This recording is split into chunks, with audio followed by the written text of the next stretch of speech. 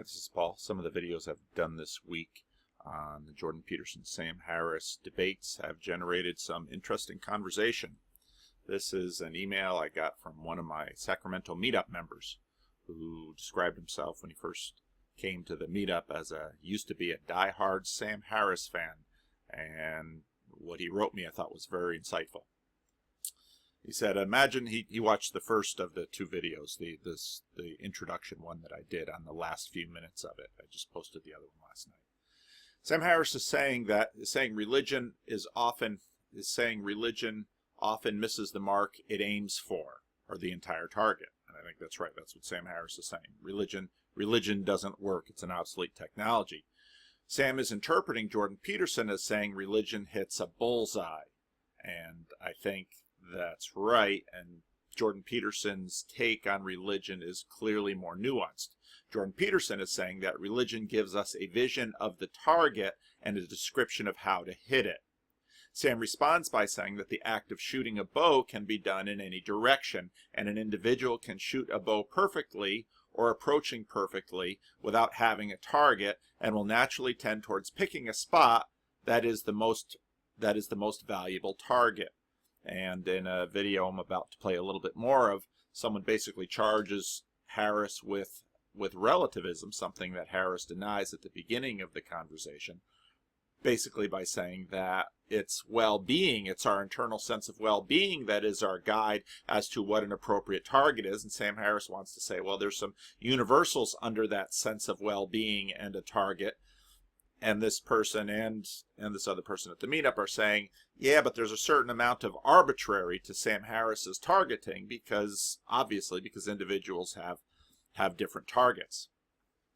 Bret plus Peterson understand that even though the placement, size, and color of the target may be arbitrary, I believe that Bret thinks it's arbitrary, Jordan Peterson I'm less sure, it's functional in a way of grouping our aims together and providing evolutionary advantages regardless of hitting the target actually has cosmic significance or not. And I think these comments are very, very helpful and very astute. What does Sam Harris say he wants? To reduce or eliminate religious dogma from world influence. That's obvious. B, to reproduce the positive effects of religious practice without religious dogma. That's exactly what Sam Harris is saying. Now, this person goes on to say, well, what does Sam Harris really want? The freedom to continue criticizing religion, especially religions that interfere legislatively or violently with secular society, particularly Islam at this point of time, but Christianity is safer. D, to continue a career where he is at the top of a hierarchy. I'll try not to see that as too much cynicism. That's part of that motivation we all have. We all want to feed our families, and Sam Harris has built for himself a delightful career being a critic of Christianity. E, to pursue C and D by exploring A and B. So, I told my friend I got his permission to share this via YouTube, and I thought his comments were quite astute. Now, I have to apologize to all of you commenters. I haven't been terribly active in the comment section in my videos. I've just been crazy busy, and so forgive me. I hope you're having a good conversation. I try and peek in every day, but I don't have a lot of space to leave a lot of comments, and I'm mostly skimming, so I'm sorry about that. Now, someone else sent me this video. I didn't put the link in. Someone else sent me this video this morning, and I'll just pause here and I'll cue it up. Now, I have never watched any of this guy's videos before, and I don't know where he stands on politics or anything else. But a friend of mine sent me this video, and this guy goes in full-blown rant mode about Sam Harris in the Dublin exchange. Stopping the debate about religion in order to engage in a series of less difficult topics upon which all three men, Peterson, Harris, and Murray, all agree. They do return to the original debate in the end, and that's part of the twist, and it's great, but that middle bit did really annoy me.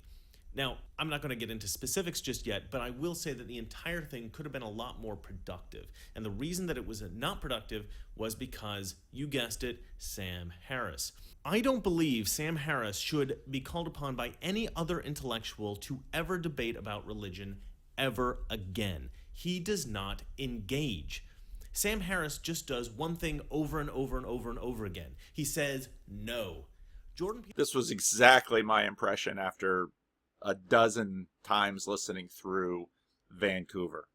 Peterson will propose an idea and Sam Harris will say no. Sometimes Sam Harris will actually contradict the thing that Jordan Peterson said. He'll come up with some quickly manifested idea about why he doesn't like it, and he'll express it in the most intellectually impressive way that he can muster.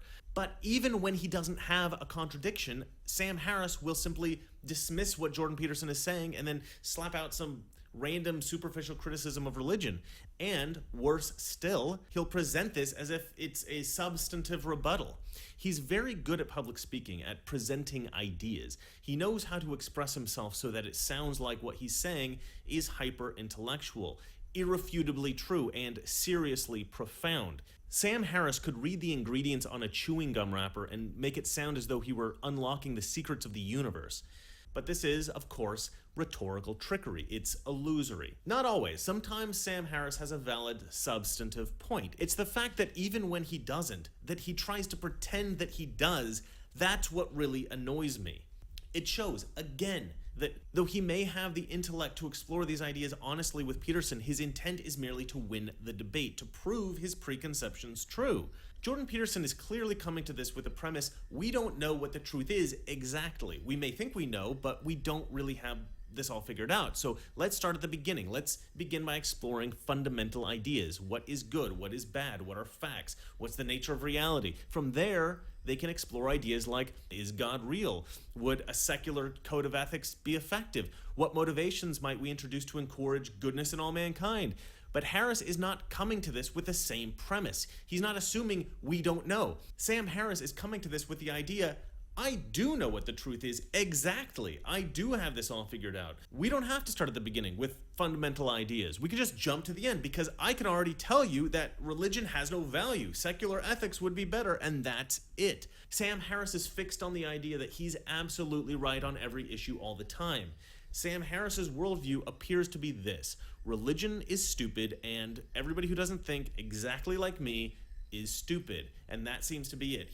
He hasn't actually designed a secular ethic that might work or an ethical system. He acknowledges in the previous debate that his concept of the moral landscape is essentially relativistic ethics. Relativistic ethics means whatever people think is right is right. What that boils down to is that there are no actual ethics. People just do what they want. This is not a new idea. It's typical atheistic relative morality. It's just packaged in an intellectual way by Sam Harris. There doesn't seem to be anything about Sam Harris's ideas that can actually benefit the world in any new way that I can see. If Sam Harris had simply allowed himself to go down some of the roads that Jordan Peterson had invited him along, we may have seen a productive debate. So I think this guy makes a good point that Sam Harris, he's just the party of no during these debates, and that was my point in terms of the first 20 minutes of so are Vancouver 1. Peterson he's building his bridge, he's constructing his blocks, he's putting things together, and then when you hit Jane Goodall, now the conversation's going to start to slide, and Sam Harris is just going to revert even some of those things he conceded in the first few minutes. And Bret Weinstein said, later on, I'm going to keep you from deviating to the mean. Well, Sam Harris just keeps playing his records again. And so another person sent this into me and said, but don't forget about what Peugeot said in terms of Peterson's motivation to talk to Sam Harris. Let's see if I put that. Yeah, I put this link in. And I had this was in the back of my mind, and then when the person reminded me of it, I thought, oh yeah, that's right. Because why was Peterson so interested in talking to Harris? Well, this is Peugeot's take. It's frightening how they don't have wisdom to kind of understand the propositions that they're making. This idea of putting, let's say, electronic devices in the brain to increase people's thinking. And Sam Harris is for some of that stuff. And so it's like they don't seem to understand the basic wisdom of humanity, that how that would be problematic. They don't seem to be able to see what that is. But I think it's interesting. It's been really interesting. At first, when Jordan was trying to kind of engage with Sam Harris, I didn't totally understand why he was so adamant about doing so, because Jordan really did want to have this discussion with him. I was actually at Jordan's house at the second discussion that Jordan had with Sam Harris. The first one was the horrible one, the 2-hour like train wreck. The second one wasn't so bad. And I was actually at his house, and we went over like the first Sam Harris debate with his son and Jordan. We listened to the whole thing. Then we kind of analyzed it. Where did it go wrong and everything. So Jordan is really adamant about Sam. And I kept wondering why him? And I think I know what it is. I think because there is something in Sam Harris which represents a beginning of a transition. It's there in him because of all the new atheist types, he has had spiritual experiences now, and he can't discount them. Like, he can't pretend like those are meaningless. He knows how meaningful they are. And because of that, he does have a desire to recover something of spiritual tradition. It's just that he still has, it's like he's kind of has a one foot in two worlds, and he's trying to figure it out. It's as if Jordan also has his foot in two worlds, right? Jordan isn't totally on the religious side or on the scientific side. It's just that, so they both have their foot in two worlds. It's just that maybe one is pulling more on one side and the other is kind of pulling more on the other. One is saying there is value, there's more value than you think in the religious aspect. And the other is saying there's very little value in the religious thing. The only thing that's worthy is the discussions about consciousness and especially Eastern or mystical experiences. Like, that's all that matters. And so I think that's why the discussion has been so engaging for people. People have been so wanting to follow it, because I think people are trying to figure that out. They're trying to understand how, because I think most people do have an intuitive sense that there's more. Like, there's an intuitive sense that there's something about our being in the world which has meaning, and you have to actually work really hard to destroy that, to just be and most people who do that, they actually are deluding themselves, because they say that they're just monkeys, and they're just a bunch of monkeys who are saying things, but if you pay attention just a little while to what they're saying, you realize that it's not true. They have hierarchies of values. They have spirits to which they pray. They don't even know that they're praying to certain gods, but they're at the altar of certain gods, and they're sometimes even possessed by those spirits, and so anyway, so that's why I think it's been so interesting for people to follow this, because I think that's the discussion that people want to hear now, because it's like we're in a moment where we have a loss of meaning. Everybody's experiencing it. Like, there's a kind of chaos of meaning, a chaos of identity, a sense that things are crumbling, or we're not connected anymore together. We live in our little suburban homes. We don't know our neighbors. We don't have community. So all of that is real, and people are looking for solutions to that. And the discussion between Jordan and Sam is taking people just like one little step at a time towards figuring out what that means, even in terms of translating it in a way that people who are kind of scientifically minded could understand. One of the things I was thinking about listening to Peugeot talk about this is a few days ago I listened to the Star Wars, the last Plinkett review, and one of the things that, if you've ever seen Mr. Plinkett's Star Wars reviews, you'll know that the shtick that are his reviews. But one of the points that he makes again and again in that last review is, you might not have noticed it, but your brain saw it. You might not have noticed it, but your brain saw it. And every time I heard him say that, he said it like 2 or 3 times in the middle of the review, I thought, oh, that's right. And a lot of that is what's going on with this stuff with Jordan Peterson and these other individuals. Now, some of you this morning who follow me on Twitter know that I last night and this morning engaged in a rather long conversation with Esther O'Reilly, and I can't forget Luke Thompson's name, okay, because I forgot his name last time. Esther O'Reilly and Luke Thompson on Twitter on Sam Harris. And Esther last night sent me a series of tweets, and saying basically this. I think I give Sam more credit than Paul does. I thought, well, that's interesting, because if you know anything about Esther, Esther's a pretty hardcore evangelical apologist, and she's a hardcore evangelical apologist. That's who she is. And so she's giving Sam Harris more credit than I am. I'm a little surprised by that. Yes, of course, materialism is false, and no materialist acts like one. But then again, Peterson is essentially still a naturalist himself. Peterson is not really giving clear or tangible answers to the ultimate questions of life for people. Harris thinks religious answers suck, but his point is at least they try. Let's face it, Peterson is dodging the God question, as all the monotheistic religions define God.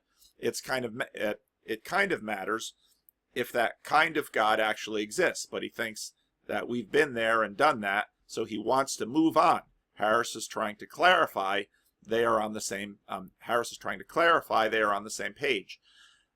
Yes and no to that tweet. I think Harris is trying to clarify that Peterson and he are on the same page on this.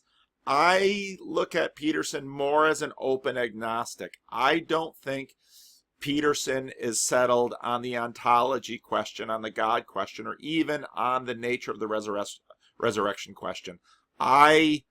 There's always been a lot of conversation about Peterson being duplicitous. Now, duplicity is a standard part of our human depravity, speaking as a Calvinist. So, of course, Peterson has some duplicity within him. But I have no status, and there's no reason Peterson would lie to me in terms of his desire to read N.T. Wright's book on the resurrection and continue pursuing this. Peterson continuing, I think Mr. Reagan has it right. Peterson is on a journey of discovery. He's been on this his whole life. This is part of who he is. Is he biased? Is he imperfect? Obviously, he's a human being. But this is who Peterson is. And I think he is being absolutely sincere when he gives us the answers that he's given us. Esther continues. Well, they're not exactly on the same page. Peterson clearly does think theism has been more likely to put to bed by Peterson clearly does think theism has been most likely put to bed by atheistic arguments. I'm not so sure of that, Esther. Plus, he doesn't see his value in a historic incarnation resurrection. I'm not so sure of that either, Esther. He thinks man can save himself. I think that's deep in his quote unquote gospel. It is lacking grace, and almost all of the better Christian critics of Peterson have noted that, and that's exactly what I meant by there's a stoicism in Peterson's gospel. He is pulling the cross up the hill to get up the hill to the city of God, but I'm going to get into the city of God. I'm always teasing because it's new stuff happens and I can't complete anything. It's my ADHD. Sorry about that, but we will talk about Augustine and Plato at some point. He thinks man can save himself. He's phlegmatic about the afterlife. Okay. In all those respects, there is nothing to distinguish him from Peterson, which is Harris's point. And again, I disagree. And then I was a little bit of a snark, and I quoted back Esther's own post to her. But then another friend, I won't say his name, I've actually done a conversation with him. Another friend wrote to me this morning, and I'll pick up the first and the last point, and then I'll pick up the middle point later in this video. I've been watching the debates and your commentary on them, and there's one thing I can't figure out. Why can't Sam Harris accept the view Peterson is putting forward? Now, this gets into my friend in the meetups point. He says, hey, Sam Harris has made a career of refusing this point. He is not going to give up his career now. And that's a valid point. Hierarchies bind and blind. Okay, and I'm riffing Jonathan Haidt in this. Hierarchies bind and blind. And Sam Harris is at a point on a hierarchy that it would be terribly difficult for him to change his mind. And I don't think he's been given sufficient reason to change his mind with his evidentialism. in that way, in what way is Peterson's worldview incompatible with Harris's? That's where I'm going to go next. What is it about Peterson's worldview that Sam's worldview can't integrate? And this is where I will push back on Esther, and maybe one of these days Esther and I will do an online interview. We'll see. We'll see what Esther is in for. But because she and I have spoken offline, and she's terribly fun to talk to. But okay, so how do Peterson and Harris really differ? So I differ with Esther on that. What separates Peterson from Harris? Sam Harris is allergic to what he calls religion. And one thing I said to someone is, I watch Sam Harris and I think, who has done what to you? I mean, you should sit down with a smart psychologist like Jordan Peterson and maybe do some psychotherapy, because gosh, you're reactive on this stuff. I mean, did who hurt you, Sam? Something, who hurt you? That's my, if Sam Harris were to come into my office and say, Paul, I can't take it anymore. I've been living a lie and I want to believe in God, and I've been watching Jordan Peterson and he's been changing my mind, but I can't admit it. Otherwise I'll lose my fan base and I'll lose my income. I don't know how much Sam makes a year. I'll lose my credibility. Help me. And I would probably sit down and I'd say, Sam, who hurt you? What religious thing happened to you? Now, maybe nothing. Maybe there is no pastoral or psychological reason for this, but boy, he's reactive. And so he's reactive to dogma, believing things with insufficient evidence. His evidentialism is front and center, and anything that appeals to the supernatural. And again, supernatural is a word. Natural, supernatural are words that fudge. Getting some feedback in my own ears. That's a bad sign. This way to set up the world with natural and supernatural, something that C.S. Lewis was poking at 60, 70 years ago, and many people have been poking at it. This implicit construction. This is Jordan Peterson keeps talking about an a priori structure. Well, this is part of the structure that Sam Harris is bringing to the conversation, and he can't get rid of it. And this is the line between those.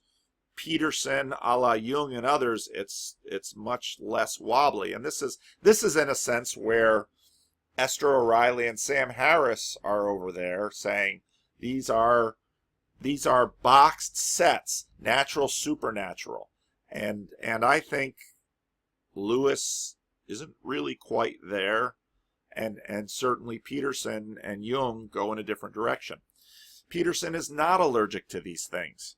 He has doubts about the supernatural. He's an open agnostic, but he sees myth as vital data to help us orient ourselves. Let's see if we get into it now. Okay, and what I mean by that, again, if you listen to Peterson,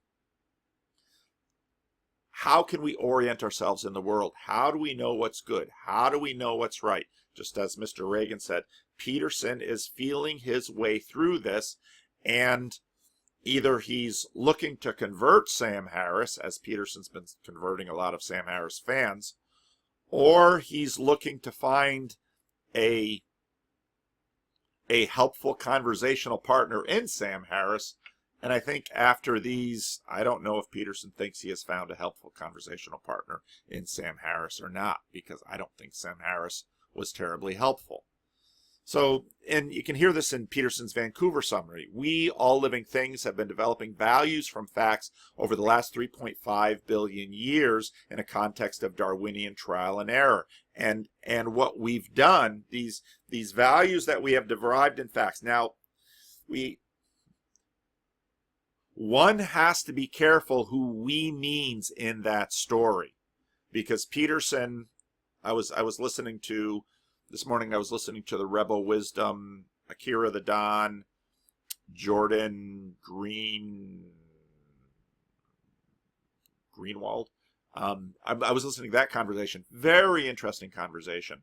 Very interesting conversation in terms of wholesomeness as the new punk. Very interesting conversation in seeing two men younger than myself fully inhabit a religious universe where comic book superheroes are demigods of sorts. And we're going to get into that a little bit later in this conversation too when we get into soccer. So what Peterson says is that over the last 3.5 million years, through the process of watching who survives, through the process of watching who sacrifices and how they flourish, through the process of watching what each other does, we have developed, and in fact, we have developed structures within us that are far greater than each of us individually. And these structures bring values to facts. And in other words, if you were to take a human being, see, you can't, there is no clean room human being. There is no clean room in the world. No clean room is epistemologically, metaphorically, or metaphysically clean. It's all constructed, okay? And so we've got all these structures, and in a sense, Sam Harris wants to wave his hand and say, we're just going to get rid of religion. And Peterson is saying, you're not going to get into religion. All of life is religious. It's built into ourselves. It's been built into our values. It's built into all of this stuff. It is not going away. You're being simple-minded, Sam. And so Jordan is looking for a play partner to help him build these blocks. And Sam Harris keeps saying, no, it's a stupid project, because he's angry about religion. It'd be like, I remember my kids were playing Monopoly once with a neighborhood kid, and the kid who did it is a great guy. But yeah, remember when you were a kid and you're playing a game and the game isn't going well, and there's that one kid in the neighborhood, maybe you were that kid, who gets frustrated with the game, takes the board and flips it in the air so the game is over? I remember watching one of the neighborhood kids do that. And so Sam Harris is like playing this game, and every time the shoe lands on boardwalk, Sam Harris says, I hate shoes. I don't like shoes. I can't stand shoes. And he flips the board over. And Peterson puts the board straight and sets it all up like a good psychologist, and he's going to be patient with Sam and say, okay, Sam, well, let's go back and work on this some more. Sam will flip the board again. At some point, Peterson's going to get tired of Sam flipping the board. And this is what Mr. Reagan is tired of. He's tired of Sam flipping the board, because I don't think Sam is engaging in the game to try to construct new knowledge. Sam's mind is set, and as my friend from the meetup says, this is Sam's job. He's not going to change. So Peterson says the Bible and other myths are the record of that process, and we dismiss them at our peril. But now, how do we inhabit and appropriate and actually work on this story? And see, my argument has been that what actually happens in religious communities are that we work on this. Now, if we say the terms we're using now tend to be secular terms, but if you listen to, again, the Akira the Don and the Jordan Greenhall, I should see, this is what happens when I get ideas and I haven't made a slide for it. They're having a religious conversation. Religious communities have been working through these conversations, but in terms that are religious. And this is why Peterson at the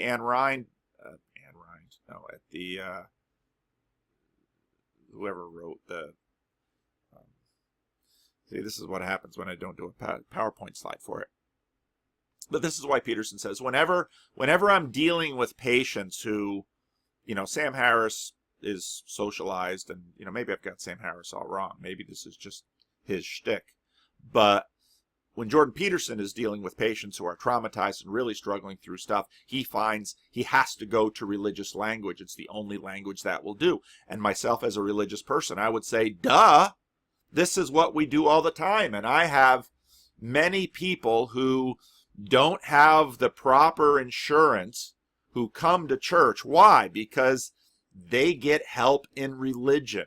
And secular people haven't denied this. And it's Jesse Ventura's complaint that religion is a crutch for weak people. Well, you know what? There's a lot of weak people out there. And you're going to have to turn in your humanist card if you're going to say these weak people don't matter. All right? So, well, how do we appropriate this story? Now, evangelicalism appropriates this story by forefronting verbal profession. Okay? And so when... And I know Esther's going to come back at me on this, so maybe she and I will figure out how to have a conversation on the air. There you go, Esther. Will you talk to me on the air? We'll see if we can figure it out. Evangelicalism appropriates this story, forefronting verbal profession. But what happens with evangelicalism, which anyone will know, I mean, so you go to the Billy Graham crusade, and just as I am, and you hear all I've got to do is give my life to Jesus, and you drag your sorry self down the aisle, and you throw yourself on the altar, and you give yourself to Jesus, and you're like, burdens are lifted at Calvary. And then they say, okay, well, now you got to start going to church. You say, what? I thought I just had to come down. Okay, but now you got to start going to church. Now you got to give up the alcohol. You got to give up the tobacco. You got to give up the cussing. You got to stop sleeping with your girlfriend. You got to give up the porn. And you got to give up all these things. You say, wait. I thought I'm saved by grace. Well, yeah, you are.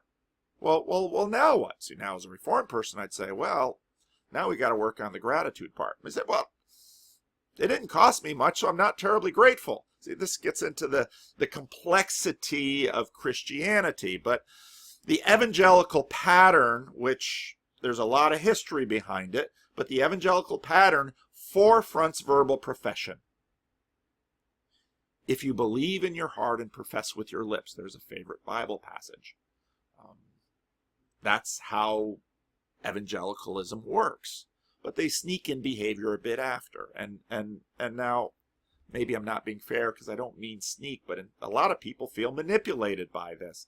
And as people come to my meetup and they tell me their stories, I hear that the difficulties in how Christianity puts together these pieces, and it's by no means easy, is at this moment with our current cultural configuration not helping a lot of people believe the integrity or the coherence of the story.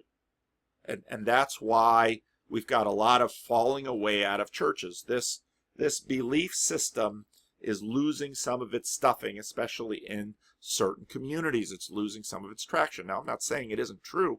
I'm just saying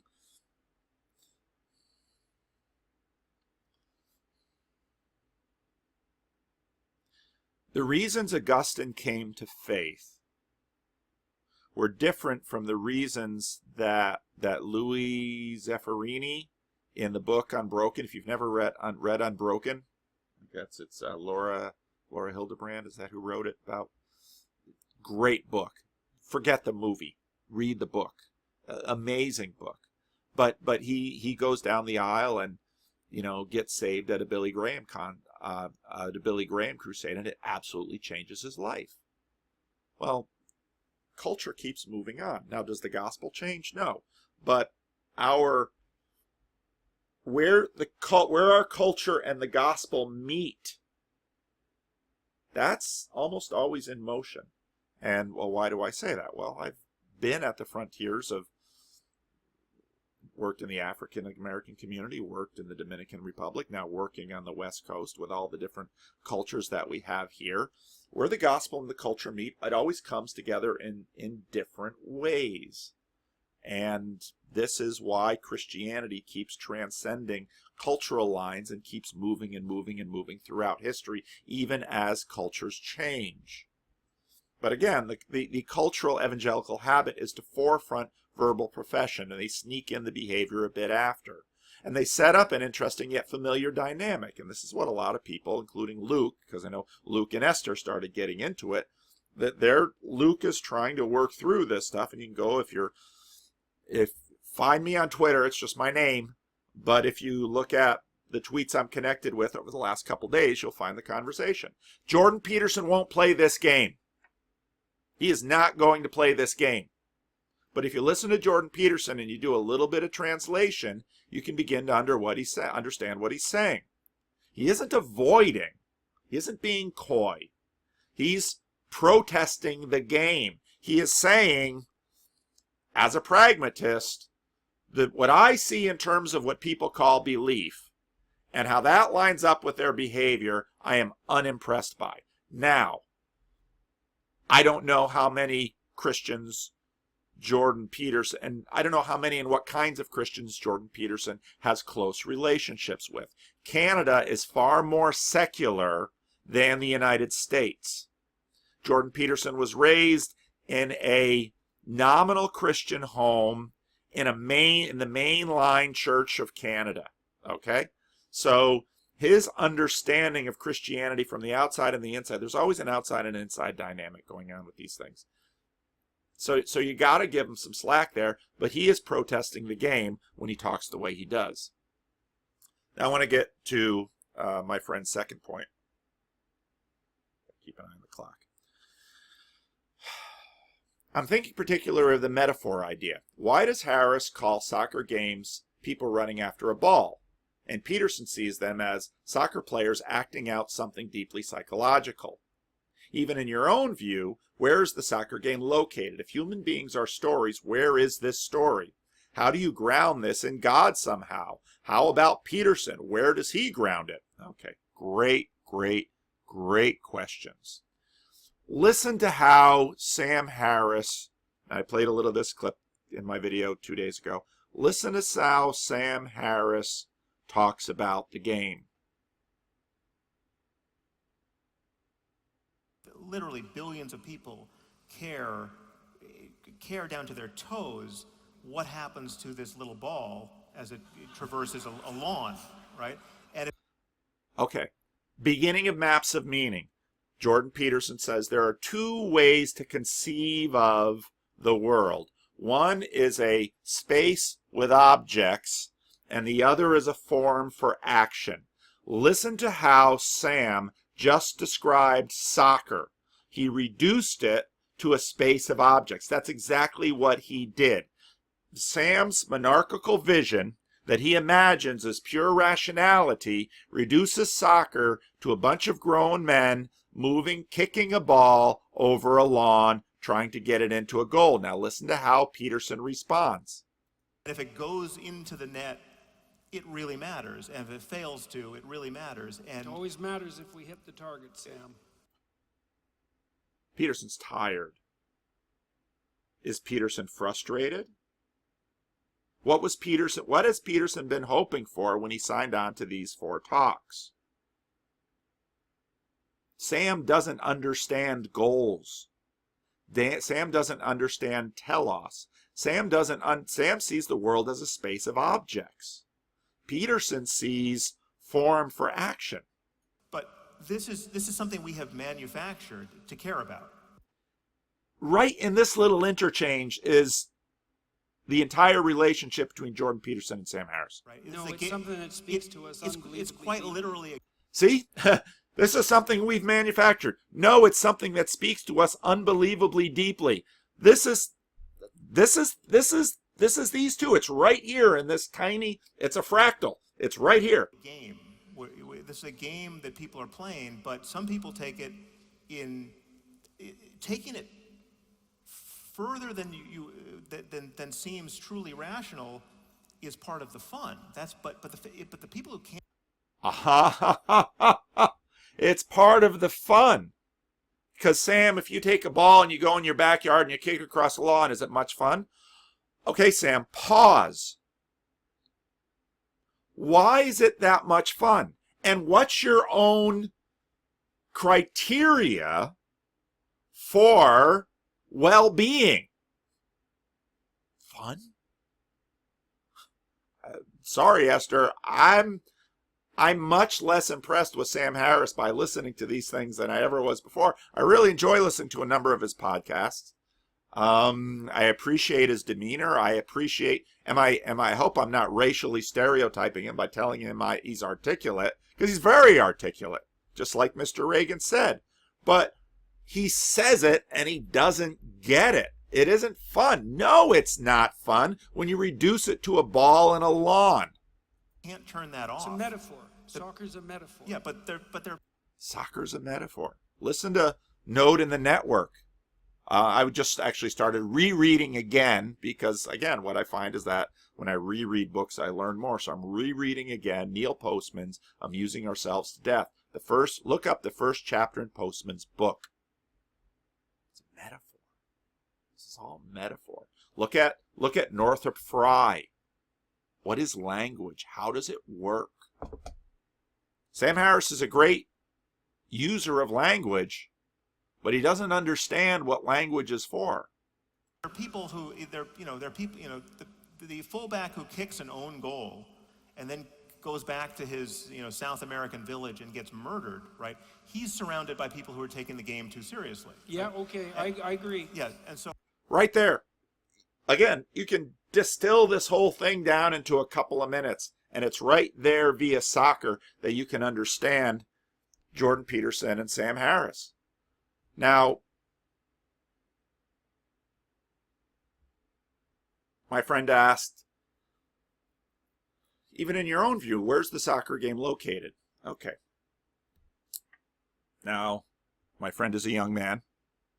I'm an older individual. I used to bring my young sons to learn to play soccer. About my daughters too, but they didn't care as much as my sons. Why? Well, I'm not saying anything that girls can't play soccer. Girls don't care about soccer. My daughters just didn't care as much about soccer. What is kindled in the minds of parents, players, and coaches when any kid shows any promise on the field or court? See it all the time. I ask my oldest son, who he was a very good basketball player, played varsity basketball in high school. Even after high school, continued to play. He's a very good basketball player.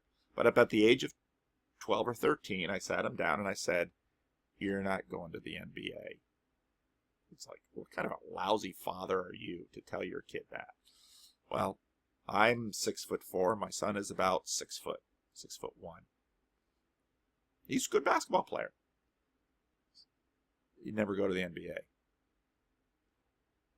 It's just not going to happen. He's not that good.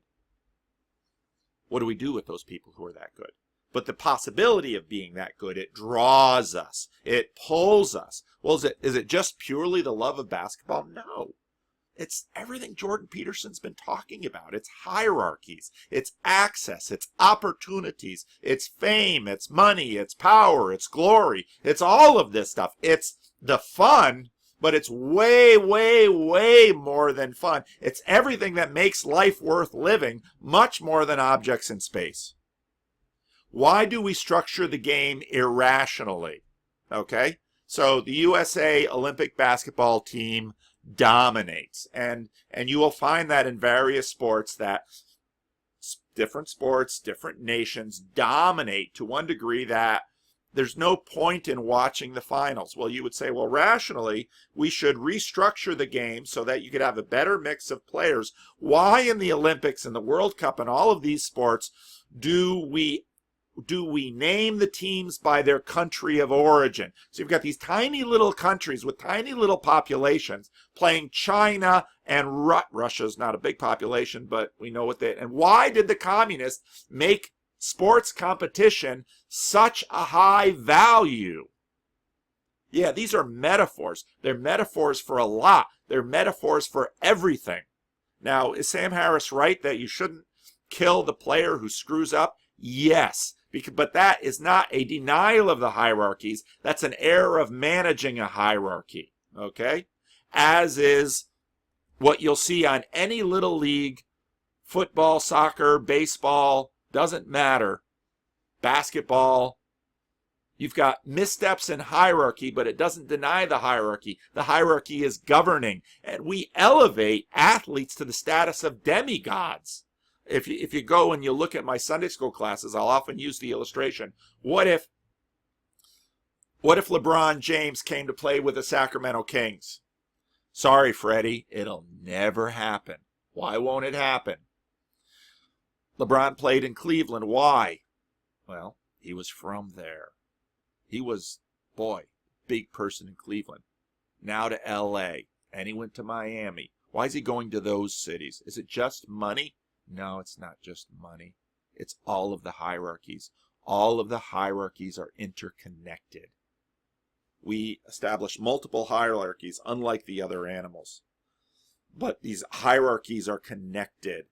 And it's money, and it's looks, and it's fame, and it's It's all of these things in ways that we can't fully articulate, but we know it when we see it. And that's why, Sam, soccer is a big deal. And that's why, Sam, it is fun. And that's why, Sam, it matters. And you don't get it. And this is why Jordan Peterson is sitting there and he's telling Sam Harris, Sam, it's a metaphor. Sam, you don't get it. It's not just a ball moving across the grass. You don't understand. Where is the game located? The game is located in the heavenlies. Well, what on earth do you mean by that? Read the Bible. The game is located in the heavenlies. This is the top of all the hierarchies, and this is when we watch soccer or football. Football's about to start tonight. When we watch football, we begin to traverse into the hierarchies. And why do people wear jerseys and sweatshirts? Now, I don't really care that much about the River Cats, but I got the hat sheep. Maybe money is higher on my hierarchy. But why do we do this? Why do we associate them with places? Why do we invest our identity into them? Why do we play all of these games? It's like, Sam Harris, have you met a human being? Do you know how we work?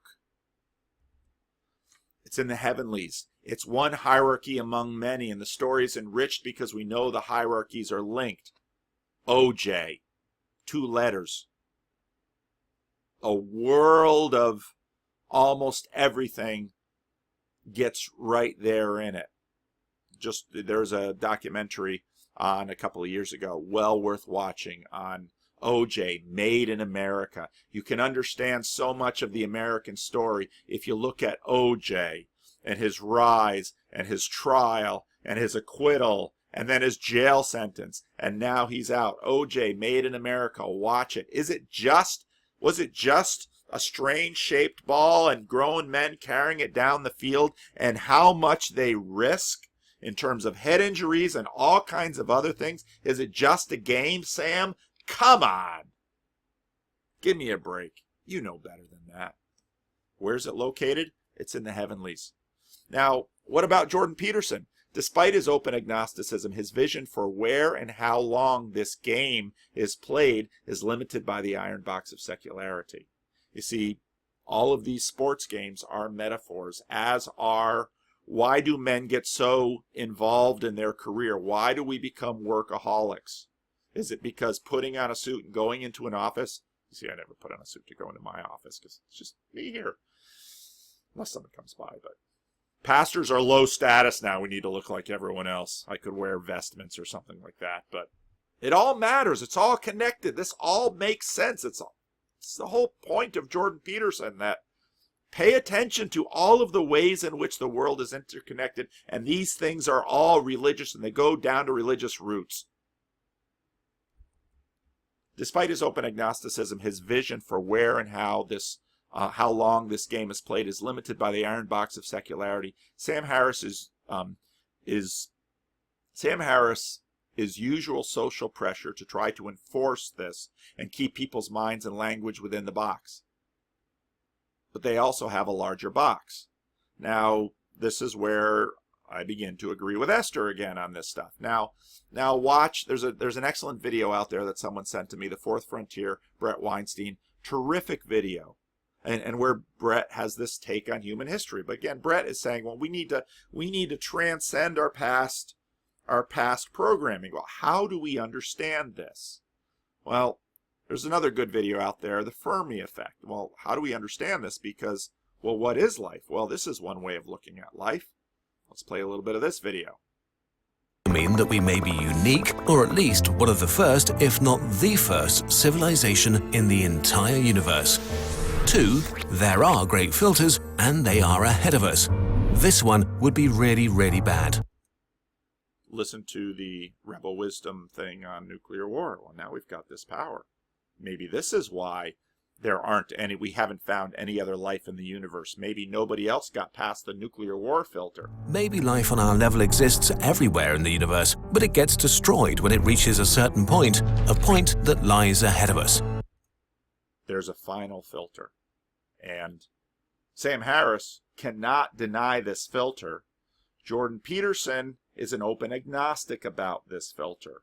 Christians say, no, Christ transcends this filter. Someone wrote to me and asked me about the age of decay. Jesus overcomes the age of decay in his resurrection. Why do I believe in a physical resurrection? Because this filter gets transcended. Now, a Gnostic might say this filter gets transcended into a spiritual place of consciousness, and I would have to ask, why would a God go through all the trouble of creating physicality only to discard it as a transitional phase?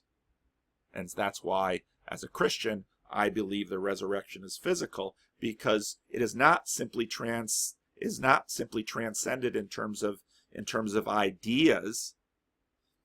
What if we sat here? It can be a lot of fun to sit down with two soccer fans and have them play out a game between their two favorite teams in their head. Often people will say, well, I'd like to have a baseball team with Babe Ruth and Hank Aaron and pick some great modern player. You say, well, they could never play. They play at different times. Oh, yeah, time. Well, in your mind, you can imagine how that would be, and you can create a computer simulation. But isn't it better if they could play with bodies? See, Christianity has a bigger vision. Christianity, in a way, when you say we're going to transcend physicality, I see that as a failure of imagination, and I see that as a failure of asking for more. And Sam Harris begins by saying we should have better things. I say, yeah, we should dream better dreams, Sam. We should dream better dreams of the resurrection and a new heaven and a new earth. And part of the reason the Bible has been so Darwinianly successful in terms of cultures and religion, in terms of the human story, is that the Bible gets this. And just like Mr. Plinkett, you might not know it consciously, but your brain knows it. Because to imagine a reunion with my departed father, it would be lovely to sit across the way and share ideas, but that would kind of be like sending email. What do I want to do when I see my father after the resurrection? I want to feel him, because I know how my father was never very good. Hugging my father was like hugging a flagpole. He didn't bend much, okay? Is a man of his generation, but all of that culture gets built into my father. And so in the resurrection, that moment in culture gets brought back in and perfected. And this is Christianity. And it's so much better than imagine I'll have some mental conversation with my father. No, resurrection, bodies, physical, new heavens and new earth. The Bible asks for nothing less. The final filter, which is death, is transcended, and that's the message of the Bible, and there is no better one. It's archetypal, and Peterson knows this, but does he have the courage to take the step? Now, here's the thing. For a lot of people, they're low status. Sam Harris won't give up his day job if he says, I'm ready to go down and I'm going to call up Rick Warren and tell him I love Jesus, okay? Probably not going to happen. Maybe Sam, when they get older, they start thinking this way. But this is, this is where this goes. Now, when I get to, I should just pull up the video, hang on. Okay, it's Greenhall. So these guys talk about it, and Greenhall basically says, as many others, we've got so much power now, maybe we're not going to get beyond this filter. And this is a new thing. And he mentions, 1946. Now, again, as with so many things, C.S. Lewis got there first. And if you look up Life in an Atomic Age, you'll find that On Living in an Atomic Age by C.S. Lewis. In one way, we think a great deal too much of the atomic bomb. How are we to live in an atomic age? I am tempted to reply, why, as you would have lived in the 16th century, when the plague visited London almost every year, or as you would have lived in a Viking age, when raiders from Scandinavia might land and cut your throat any night, or indeed, as you are already living in an age of cancer, an age of syphilis, an age of paralysis, an age of air raids, an age of railway accidents, an age of motor accidents. In other words, do not let us begin by exaggerating the novelty of our situation. Believe me, dear sir or madam, you and all whom you love were already sentenced to death before the atomic bomb was invented, and quite a high percentage of us were going to die in unpleasant ways. We had, indeed, one very great advantage over our ancestors, anesthetics. But we have that still. It is perfectly ridiculous to go about whimpering and drawing long faces because the scientists have added one more chance of painful and premature death to a world which already bristled with such chances, and in which death itself was not a chance at all, but a certainty. This is the first point to be made, and the first action to be taken is to pull ourselves together.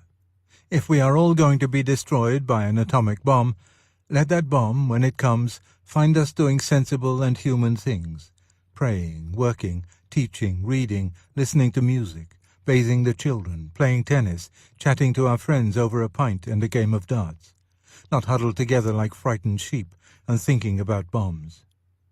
They may break our bodies, a microbe can do that, but they need not dominate our minds. But, you reply, it is not death, not even painful and premature death that we are bothering about. It's interesting if you listen to the Greenhall Akira thing, they said, well, maybe death by nuclear annihilation isn't that bad. Okay, what's the religion beneath that remark? Of course, the chance of that is not new. What is new is that the atomic bomb may finally and totally destroy civilization itself. The lights may be put out forever. This brings us much nearer to the real point. But let me try to make clear exactly what I think that point is. What were your views about the ultimate future of civilization before the atomic bomb appeared on the scene? What did you think all this effort of humanity was to come to in the end? The real answer is known to almost everyone who has even a smattering of science. Yet, oddly enough, it is hardly ever mentioned. And the real answer, almost beyond doubt, is that, with or without atomic bombs, the whole story is going to end in nothing. The astronomers hold out no hope that this planet is going to be permanently inhabitable. The physicists hold out no hope that organic life is going to be a permanent possibility in any part of the material universe. Not only this Earth, but the whole show. All the suns of space are to run down. Nature is a sinking ship. Bergson talks about the élan vital, and Mr. Shaw talks about the life force, as if they could surge on forever and ever. But that comes of concentrating on biology and ignoring the other sciences. There is really no such hope. Nature does not, in the long run, favor life. If nature is all that exists, in other words, if there is no God and no life of some quite different sort somewhere outside nature, then all stories will end in the same way, in a universe from which all life is banished without possibility of return. It will have been an accidental flicker, and there will be no one even to remember it. No doubt, atomic bombs may cut its duration on this present planet shorter than it might have been.